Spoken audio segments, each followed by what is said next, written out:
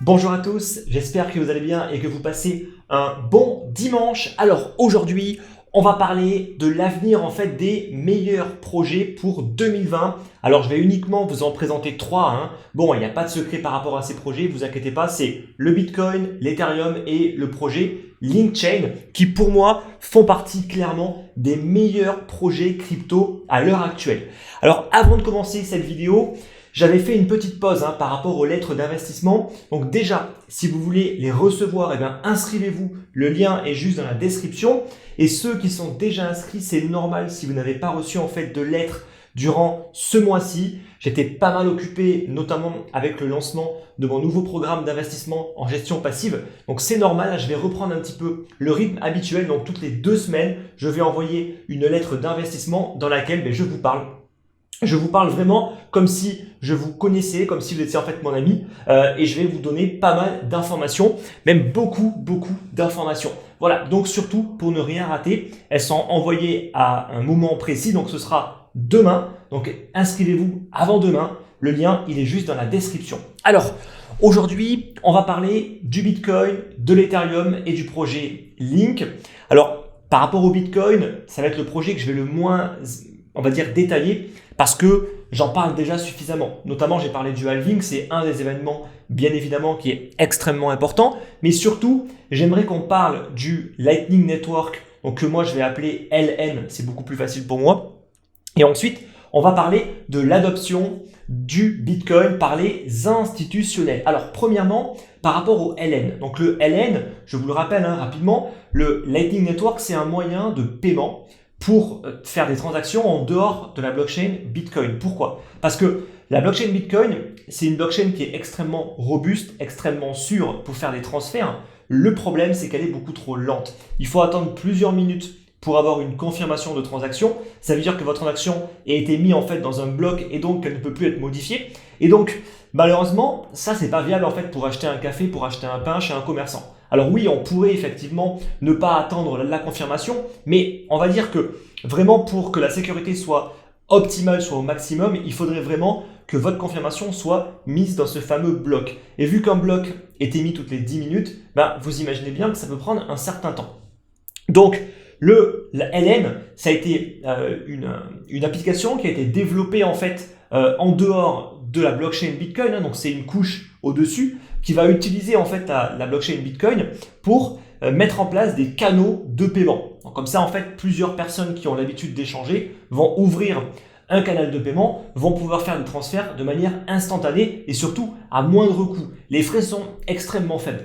Donc cette technologie maintenant, elle a été créée et est toujours en développement depuis plusieurs années. Où est-ce qu'on en est? Bon, concrètement, on est plus aujourd'hui dans une phase de stagnation. Ça veut dire que on n'est plus vraiment dans une phase de croissance. Le nombre de canaux de paiement, il stagne. On est à peu près à 30 000 canaux de paiement qui sont ouverts. Et si on regarde dans chacun en fait de ces canaux de paiement, combien il y a de liquidité donc en Bitcoin, et si on fait la somme de tout ça, il y a à peu près 1000 Bitcoins de liquidité sur l'ensemble des canaux. Donc ça aussi, ça n'a pas beaucoup évolué. Il y a environ 1 an, on était déjà à peu près à 1000 Bitcoins de liquidité. Donc déjà, on peut en conclure que le LN n'a pas énormément évolué, en tout cas, il n'a pas croît. D'accord? Il n'y a pas eu de croissance par rapport au LN, au moins ça stagne, donc au moins c'est pas en décroissance, mais il n'y a pas une très forte croissance en tout cas par rapport à ça. Donc c'est pas demain la veille qu'il y aura une adoption par rapport au LN. Ensuite, qu'est-ce qui est aussi intéressant, c'est de regarder l'adoption. Là, je vous mets en fait un tweet du groupe de CME. Donc dans ce tweet, on voit l'évolution de l'intérêt en fait des institutionnels vis-à-vis du Bitcoin. Et clairement, depuis 2017 à maintenant, on voit qu'il y a pour le coup là une belle croissance. Et dernièrement, justement depuis la crise du Covid-19 et depuis la crise financière, l'intérêt envers le Bitcoin ne fait que s'accroître. Là, on le voit, on a atteint plus de 10 000 en open interest. Donc, c'est vraiment beaucoup. On a également les futurs et les options en fait qui se développent via le CME. On a plus de 2200 open interest au niveau des options. Donc, clairement, il y a une très forte croissance de la part des professionnels qui ont un intérêt de se diversifier sur le Bitcoin. Et ça, à mon avis, ça ne risque pas en fait de changer. Alors, on va ensuite maintenant parler de l'Ethereum. Et là, pour le coup, c'est très important. Donc, l'Ethereum, c'est une blockchain applicative, donc grâce à laquelle on peut développer des applications décentralisées. C'est même pour ça en fait que c'est l'une des premières blockchains qui a explosé parce qu'elle a vraiment ce côté novateur. Elle a apporté vraiment beaucoup plus à la blockchain Bitcoin sur laquelle c'était beaucoup plus difficile de développer ce type d'application. Et notamment la fameuse création de tokens qui a été extrêmement simplifiée par Ethereum. Et c'est justement à cause de ça qu'on a eu après l'effervescence des ICO, vu que tout le monde pouvait créer un token, c'était un jeu d'enfant, tout le monde s'est amusé à créer un token, à créer un projet basé en fait sur rien, à lever des fonds, et au final, on se retrouve aujourd'hui avec quasiment plus aucun projet qui avait levé des fonds à être encore en vie. Ce qui est totalement normal, on était vraiment dans une bulle où tous les projets voulaient révolutionner en fait le monde, mais au final, les projets les plus révolutionnaires, eh bien, c'est toujours Ethereum pour le coup. Alors, Ethereum, il y a pas mal de choses à voir. Premièrement, Ethereum 2.0 qui est la plus importante mise à jour en fait du réseau Ethereum qui vise à principalement deux choses. La première, ça va être de basculer de consensus. Donc actuellement, elle utilise le même consensus que Bitcoin, donc la preuve de travail, et elle va basculer sur la preuve d'enjeu. Donc le changement il est radical parce qu'on ne va plus utiliser la puissance de calcul et le coût énergétique comme sécurité pour sécuriser en fait la blockchain, mais on va utiliser directement de l'Ether. Donc il faut staker ces Ethers pour être un validateur, pour miner en fait des blocs, parce qu'il y aura toujours l'opération de minage, mais cette fois-ci c'est pas avec une machine directement, mais c'est uniquement en stakant des Ethers. Donc bien sûr, il y aura une efficience énergétique, il n'y aura plus du tout en fait de consommation comme c'est actuellement le cas sur Ethereum et sur Bitcoin. Et également au niveau de la sécurité, pour le coup aujourd'hui, on remarque quand même que les principales blockchains qui sont Proof of Stake ou Proof of Stake délégué, donc preuve d'enjeu délégué, sont quand même relativement sûrs. Alors bien sûr, je vous l'accorde, pour l'instant, la blockchain la plus valorisée, c'est Bitcoin, et la plus sûre, ça reste Bitcoin, bien évidemment. Donc, le Proof of Stake, très très important, et ça va arriver très très vite. Alors, ça a été un petit peu décalé, ça devait sortir cette année, c'est possible que ça sorte plus tôt l'année prochaine. On a également le sharding qui devrait arriver. Donc, le sharding, c'est la deuxième innovation qui est extrêmement importante et qui vise à accélérer le réseau, à l'accélérer considérablement. Donc le sharding, pour faire simple, ça consiste à diviser la blockchain en sous-blockchain. Voilà. Donc on a plein de petites blockchains qui vont communiquer entre elles, et donc forcément, ça va faire que globalement, on aura beaucoup plus de transactions par seconde, et donc les blockchains seront beaucoup plus rapides. Donc bien sûr, là, je simplifie au maximum vis-à-vis du sharding. Donc déjà, il faut savoir que Ethereum 2.0 a été lancé via le testnet. Il y a énormément d'engouement vis-à-vis en fait de ça. Il y a beaucoup de développeurs qui attendent cette mise à jour-là.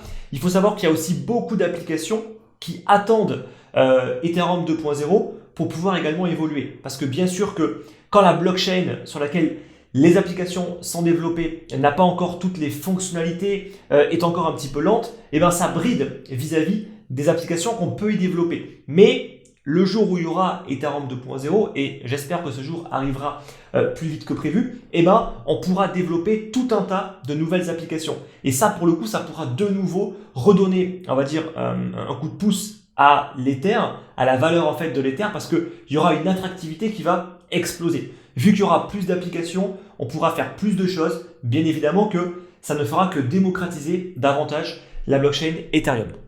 Donc, à savoir que pour être un mineur, donc pour être un validateur, il faudra avoir 32 Ethereum, donc Ether, pardon. Donc ça équivaut à peu près aujourd'hui à 10 000 euros, un petit peu moins je crois au cours actuel, mais on va dire plus ou moins 10 000 euros. Donc c'est plus ou moins abordable à l'heure actuelle d'être un nœud. Alors bien sûr, c'est pas pour tout le monde, mais bien évidemment. Après, il faut savoir qu'il y aura des pools qui vont permettre de mettre en commun des Ethers pour également recevoir la récompense de minage. C'est un petit peu comme ce que font en fait les mineurs. Ils ne minent pas tout seuls, ils minent via un pool de mineurs. C'est exactement le même principe. Voilà. Donc, Ethereum, il y a beaucoup de choses à voir. Mais surtout, ce qui est important en fait, c'est de voir l'évolution des applications. Alors, aujourd'hui, on va dire les principales applications qui ont vraiment un intérêt, c'est les applications liées à la DeFi, donc la finance décentralisée. Donc, c'est tous les services financiers qui fonctionnent sur Ethereum, notamment les services de prêt, donc où on peut prêter de l'argent ou emprunter de l'argent. Donc ces services-là se sont vraiment développés durant les dernières années et c'est clairement Ethereum qui domine aujourd'hui le marché parce que tout le monde développe sur Ethereum quasi exclusivement toutes les applications de la DeFi. Donc justement, toutes ces applications font que on a de plus en plus d'Ether qui sont utilisés en collatéral. Quand on fait par exemple un prêt, on va prêter en fait son argent. Donc il va être bloqué. Quand on fait un crédit, également on met en collatéral une garantie. Donc cette garantie-là, c'est quoi? C'est de l'Ether. Donc en fait tout ça fait qu'aujourd'hui, on a une quantité astronomique de valeurs, notamment d'Ether, mais pas que de l'Ether, mais principalement de l'Ether, qui vont être bloqués dans tous les services de la finance décentralisée. Si là on regarde justement ce graphique, on se rend compte qu'on a quasiment eu 900 millions de dollars aujourd'hui, donc de valeur, ça a été converti bien sûr en dollars, mais là on parle de tokens, donc d'Ether ou d'autres tokens, souvent de type ERC20, qui vont être bloqués dans les applications de la DeFi. Donc quand en fait on bloque des quantités aussi importantes de tokens, ça réduit énormément la quantité disponible sur le marché et donc la vélocité. Ça c'est le premier point. Le deuxième point, c'est qu'en plus, si on passe sur du proof of stake, qu'est-ce qui va se passer? On aura en plus de toutes les applications de la DeFi qui vont bloquer dans leur écosystème pour fonctionner une quantité assez importante d'Ether et de tokens, on va aussi retrouver l'Ether qui va être lui staké, donc de nouveau bloqué pour le consensus. Donc clairement, l'Ethereum va devenir une denrée extrêmement rare. Alors attention, son modèle économique pour le coup n'est pas extrêmement rare en fait dans le sens où il y a une création pour l'instant qui est illimitée. Donc il y a une inflation qui est contrôlée. Bien évidemment, c'est pas non plus du n'importe quoi en termes de création. C'est contrôlé comme pour le Bitcoin. Juste, il n'y a pas, en tout cas pas pour l'instant, de limite qui a été fixée. Donc il y a une création en continu. Maintenant, l'inflation, elle est quand même relativement faible aujourd'hui. Alors, on n'est pas au niveau en fait de Bitcoin, mais elle est quand même relativement faible. Donc clairement, on va se retrouver dans les années à venir, si Ethereum continue à évoluer, s'il y a Ethereum 2.0 qui est un succès, que les applications de la DeFi continuent à se développer, l'Ether va clairement devenir une denrée de plus en plus rare. Il faut savoir que l'Ether en plus est obligatoire pour chaque transaction. Chaque transaction demande du gaz qui va être payé en Ether. Et donc forcément, il faut de l'Ether. Donc il faut en acheter pour payer chacune des transactions. Donc plus il y aura d'applications, plus il y aura d'applications de la DeFi, plus il y aura d'Ether qui vont être séquestrés, qui vont être stakés ou mis en collatéral par exemple dans des applications. Mais en plus de ça, il y aura beaucoup plus de transactions, donc beaucoup plus de demandes en Ether pour payer les frais. Donc vous voyez qu'au final, c'est vraiment un cercle et au final, l'Ether ne fera que prendre de la valeur dans ces conditions-là, bien évidemment. Alors bien sûr, ne pas oublier la règle principale, c'est que la valeur de l'Ether dépend entre l'offre et la demande. Si plus personne ne veut acheter en fait de l'Ethereum ou de l'Ether, pardon, c'est plus la blockchain Ethereum, le token c'est l'Ether, on peut le staker, il peut y avoir aucun Ether en circulation, si personne veut en acheter, il ne prendra pas de valeur. Bien évidemment, il faut qu'il y ait une augmentation aussi de la demande. Mais il n'y a pas de raison qu'il n'y ait pas d'augmentation de la demande si les applications se développent, si de plus en plus d'applications se développent et que la blockchain continue à grossir. Alors je vais juste terminer parce que peut-être que vous allez en fait me poser cette question. Ok, Ethereum c'est bien joli, mais il y a tellement d'autres blockchains aujourd'hui qui veulent faire mieux qu'Ethereum. Et on l'a vu, notamment en 2017-2018, tout le monde voulait faire mieux qu'Ethereum.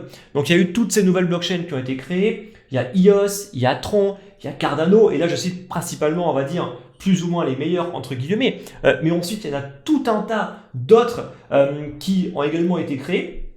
Et au final, en fait, la question qu'on peut se poser, c'est est-ce que ça vaut le coup d'aller chercher ailleurs si au final Ethereum est capable de le faire?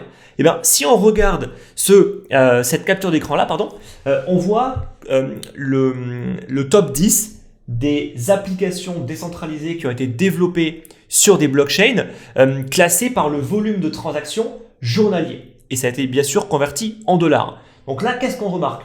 On remarque que sur les 10 premières applications, une seule n'a pas été développée sur la blockchain d'Ethereum, mais sur la blockchain d'EOS. Toutes les autres, vous en connaissez sûrement. Il y a Compound, il y a le Kyber Network, il y a DaiDX également qui offre tout un service en fait d'effet de levier aux plateformes décentralisées. Il y a Uniswap, MakerDAO qui justement permet la création du DAI. Donc tout ça en fait sont des applications qui sont développées sur Ethereum et pas sur les autres blockchains. Alors, il y a d'autres blockchains qui sont intéressantes, comme par exemple Cardano, qui est assez prometteur, on va dire, mais qui pour l'instant n'a pas encore vraiment délivré, et Tezos également, qui est, j'ai envie de dire, voilà, une des meilleures également blockchains. Si je devrais, moi, en tout cas, donner mon avis perso sur les meilleures blockchains qui vont être utilisées en fait demain, je mettrai Ethereum, Cardano et Tezos, et toutes les autres pour moi n'ont absolument aucun intérêt. Après, c'est uniquement mon avis, bien évidemment. On va terminer maintenant par le projet Link. Alors, Link, qu'est-ce que c'est? Donc déjà, en fait, on récapitule. On a le Bitcoin qui pour moi est une réserve de valeur. On a l'Ethereum qui est une blockchain pour développer des applications décentralisées. Et maintenant, qu'est-ce qu'on a besoin? On a besoin de données. Donc toutes ces applications qui sont développées sur Ethereum, elles ont parfois besoin de données qui viennent de l'extérieur. Donc données qui viennent de l'extérieur, hein, ça peut être tout n'importe quoi. Ça peut être la météo, ça peut être la valeur du Bitcoin sur Binance, tout et n'importe quoi. N'importe quelle donnée qui provient de l'extérieur. Le problème, il est où? Il est que ces données proviennent de sources qui sont centralisées. Si vous voulez la météo, peut-être que vous allez en fait vous connecter sur AccuWeather, sur Météo France, etc. Ce sont en fait des serveurs qui sont centralisés. Donc il y a un risque. Il y a un risque que la donnée qui soit envoyée ne soit pas bonne. Parce qu'il y a juste une entité qui au final vous envoie la donnée. Pour Binance, c'est pareil. Binance, c'est centralisé. Quand il vous envoie en fait la valeur du Bitcoin contre le dollar, ça peut être altéré. Quelqu'un chez Binance peut dire « Ok, je leur envoie une mauvaise donnée ». C'est possible parce que c'est centralisé. Et donc ça, c'est un gros problème. Et le projet Chainlink, justement, il vise à fournir des données de manière décentralisée. Et ça, en fait, on l'appelle donc les oracles décentralisés. Donc l'oracle, c'est juste un nom un petit peu barbare parce que ça ne parle pas à beaucoup de monde, mais en tout cas, l'oracle en tant que tel, hein, c'est, on va dire, c'est une technologie qui permet à une application décentralisée de communiquer avec l'extérieur. Et donc Chainlink, c'est un oracle décentralisé. Donc c'est extrêmement important et c'est vraiment en association avec Ethereum. Donc c'est vraiment complémentaire. Il n'y a aucune concurrence vis-à-vis d'Ethereum, même de Tezos ou n'importe quelle autre blockchain avec le projet Chainlink. Alors il faut savoir qu'ensuite il y a un modèle économique qui a été développé par rapport à Chainlink et son token, le Link. Donc déjà, pour avoir accès aux données, c'est pas gratuit, hein, vous imaginez bien, il faut payer. Rien n'est gratuit en fait dans la vie, hein, donc il faut payer. Donc on paye pour avoir accès à une donnée et on paye ça à qui? On paye ça à un nœud. Donc ça veut dire un nœud, ça peut être vous et moi, une personne qui souhaitons donner en fait une donnée spécifique, par exemple une donnée vis-à-vis en fait d'événements qui vont se passer en France pour les assureurs par exemple. Donc là, c'est vraiment un cas très très spécifique. Hein. Par exemple, des catastrophes météorologiques ou des choses comme ça. Voilà. On est un service d'alerte, par exemple, qui fournit des données d'alerte vis-à-vis de catastrophes naturelles, par exemple, pour les assureurs. Voilà, hyper précis. Et bien nous, en fait, on va créer un nœud sur le réseau de Chainlink et on va fournir ce type de données. Donc pour que les applications, par exemple, d'assureurs en aient besoin, eh bien, ils vont nous payer en ligne pour récupérer la donnée, mais bien évidemment, en fait, l'assureur, lui, il veut une contrepartie parce qu'il va se baser en fait sur ces données-là. Donc, il veut qu'elles soient correctes. Et si jamais en fait, elles ne sont pas correctes, il veut une garantie et il veut se faire rembourser parce que lui, peut-être qu'il va justement prendre des pertes par rapport aux mauvaises données qui vont être envoyées. Et donc, le nœud va devoir mettre en garantie des links justement comme assurance. Et plus la donnée va être sensible et critique, et plus le nœud devra mettre de lignes pour rassurer les personnes qui vont payer parce qu'ils payent pour avoir une donnée qui est fiable, bien évidemment. Ils ne vont pas juste payer si au final la donnée est mauvaise, tant pis. Non, ils pourront justement demander une compensation. Et c'est ça en fait tout le modèle économique qui a été développé par rapport à ça. Donc c'est vraiment un projet qui est extrêmement intéressant et qui est surtout essentiel au bon fonctionnement de toutes les applications décentralisées. Donc le projet Chainlink, il est aujourd'hui utilisé par la majorité des blockchains. On a vu des partenariats absolument avec tout le monde. Hein. Donc il y a Ethereum, mais honnêtement, toutes les principales blockchains aujourd'hui sont compatibles et utilisent le réseau Chainlink. Alors attention, dans les blockchains, après c'est directement les personnes qui développent les contrats qui décident quel oracle ils veulent utiliser. Bien évidemment, avec Ethereum, on peut utiliser Chainlink. S'il y a d'autres projets qui existent, eh ben, d'autres développeurs pourront également les utiliser. Hein. Il n'y a pas d'exclusivité par rapport à ça, bien évidemment. Ensuite, la question qu'il faut se poser par rapport au Link, c'est est-ce qu'il est essentiel. Donc on l'a vu en fait, le link c'est juste en fait un token qui sert à payer et qui sert à mettre une garantie. Et la question qu'on pourrait se poser c'est, mais en fait pourquoi est-ce qu'on ne prendrait pas directement de l'Ether pour ça? L'Ether ça a une valeur, on s'en sert pour payer en fait le gaz au sein de la blockchain Ethereum. Donc pourquoi est-ce qu'on ne pourrait pas utiliser en fait de l'Ether directement pour payer la donnée? Et pourquoi est-ce qu'on ne mettrait pas de l'Ether en collatéral au sein des nœuds du réseau Chainlink? C'est une question qu'il faut se poser systématiquement à chaque fois que vous achetez un token. Est-ce que ce token, on peut le remplacer? Dans 99,9% des cas, tous les tokens qui ont été émis sont remplaçables. Donc ça veut dire concrètement qu'ils ne valent rien. Ça, il faut bien le garder en tête. C'est vraiment une erreur qu'on fait systématiquement. Et bien en fait, le link, on ne peut pas le remplacer d'un point de vue technologique. Pourquoi? En fait, ce n'est pas un token de type ERC20 classique, comme c'est souvent le cas. C'est un token de type ERC 677. Voilà, je sais, c'est un petit peu technique. En tout cas, partez du principe que ce token-là, il a une fonctionnalité supplémentaire par rapport aux autres qui s'appelle le transfer and call. Bon, là, je ne vais pas rentrer dans les détails. Si ça vous intéresse, recherchez l'ERC 677 et vous trouverez la différence avec le token ERC20. Il y a une toute petite différence vis-à-vis justement du transfer and call. Donc en fait, pour cette raison-là, on ne peut pas utiliser de l'Ether dans le réseau Chainlink pour les paiements et notamment pour les garanties. Donc, le link est clairement essentiel au bon fonctionnement de la blockchain de Chainlink. Et ça, c'est extrêmement important. Maintenant, on va terminer avec le réseau Chainlink pour voir un petit peu l'évolution parce qu'il y a vraiment une très très belle évolution, surtout en 2019. Alors, déjà, si on regarde le nombre de tâches qui ont été exécutées par les nœuds du réseau Chainlink. Donc là, je vous mets en fait le premier graphique, on voit l'évolution. Clairement, il y a une très très forte croissance des tâches qui sont effectuées en fait par les nœuds qui vont fournir en fait des données aux applications décentralisées. Ensuite, si on regarde un petit peu l'activité sur le réseau, alors il faut savoir que très souvent, la plupart des blockchains, la seule activité en fait qu'il y a au sein même de la blockchain, c'est juste le transfert du token d'un portefeuille à un autre. Bon, autant être honnête, c'est pas ce pourquoi une blockchain a été créée. Si c'est juste pour transférer de la valeur, on peut directement le faire avec Bitcoin, on peut directement le faire avec Ethereum. Il n'y a pas besoin d'autres blockchains pour ça. Mais pourtant, la principale activité aujourd'hui de la plupart des blockchains, c'est uniquement le transfert de tokens, ce qui n'a absolument aucun sens. Parce que normalement, une blockchain doit être utilisée et pas que pour transférer des tokens.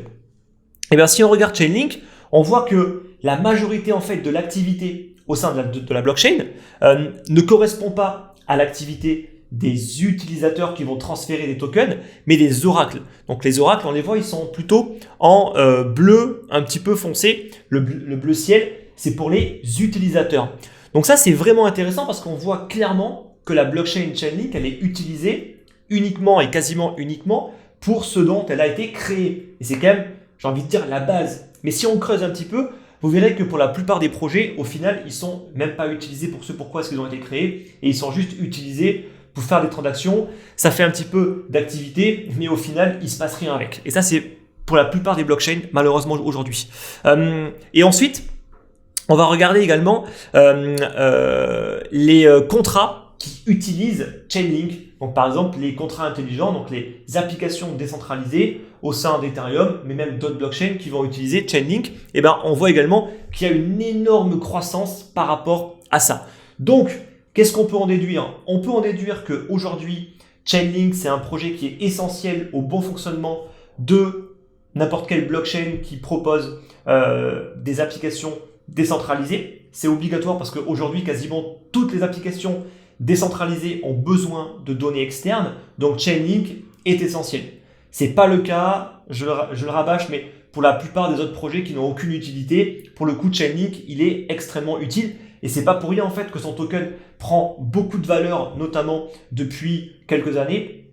C'est parce qu'il y a une réelle activité, il y a un réel use case, comme on le dirait en anglais. Donc cas d'utilisation. Voilà. Donc j'espère que c'est clair par rapport à tout ça. Donc si jamais vous avez des questions par rapport au Bitcoin, par rapport à la blockchain Ethereum et par rapport au projet Chainlink surtout, n'hésitez pas à les poser dans l'espace de commentaires. N'oubliez pas de mettre le like pour le soutien. Et quant à nous, on se retrouve la semaine prochaine pour la prochaine vidéo. Je vous dis bon dimanche et bonne semaine à tous. Merci.